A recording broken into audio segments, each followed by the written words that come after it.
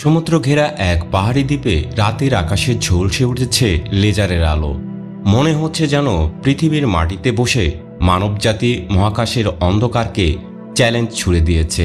টেনেরিফের এই শান্ত দ্বীপে শুরু হয়েছে এক অদৃশ্য যুদ্ধ, যেখানে প্রতিপক্ষ হল মহাকাশ ধ্বংসাবশেষ। আমাদের চারপাশের কক্ষপথ ভরে উঠেছে অদৃশ্য হুমকিতে। পরিত্যক্ত রকেটের অংশ, নিষ্ক্রিয় স্যাটেলাইট আর ক্ষুদ্র ধাতব টুকরো, যেগুলো ঘন্টায় 25,000 কিলোমিটার বেগে ছুটছে। প্রতিটি টুকরোই হতে পারে এক মারাত্মক অস্ত্র, যা পৃথিবীর যোগাযোগ ব্যবস্থা, আবহাওয়া পূর্বাভাস আর জিপিএসকে মুহূর্তেই বিপর্যস্ত করতে পারে। এই বিপদের মোকাবেলায় ইউরোপীয় মহাকাশ সংস্থা ইএসএ গড়ে তুলেছে টেনেরিফের ইজানা 1 এবং ইজানা 2 দুটি অবিশ্বাস্য লেজার রেঞ্জিং স্টেশন। এটি শুধু একটি পরীক্ষাগার নয়, এটি মহাকাশ রক্ষার এক যুদ্ধক্ষেত্র।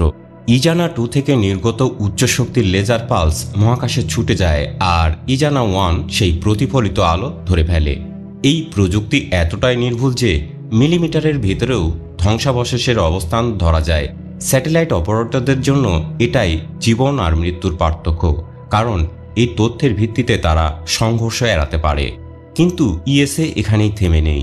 শুরু হয়েছে OMLET প্রকল্প, যেখানে শুধু ধ্বংসাবশেষ ট্র্যাক করা নয়, বরং লেজারের শক্তি দিয়ে সেটিকে কক্ষপথ থেকে সরিয়েও দেয়া যাবে। হ্যাঁ, শুনতে সায়েন্স ফিকশনের মতো লাগলেও এটাই ভবিষ্যতের বাস্তবতা। একটি ক্ষুদ্র আলোর রশ্মি অদৃশ্য শত্রুর বিরুদ্ধে মানবজাতির ঢাল হয়ে দাঁড়িয়েছে। এটি শুধু প্রযুক্তির জয় নয়, বরং আমাদের মহাকাশ যাত্রার ভবিষ্যৎ নিরাপদ করার এক সাহসী পদক্ষেপ। টেনেরিফের এই লেজার স্টেশনগুলো শুধু মহাকাশকে রক্ষা করছে না, বরং আমাদের স্বপ্নকেও রক্ষা করছে, যেখানে মানবজাতি একদিন ভরমুক্ত আকাশে, নিরাপদ মহাকাশে নিজেদের ভবিষ্যৎ গড়বে।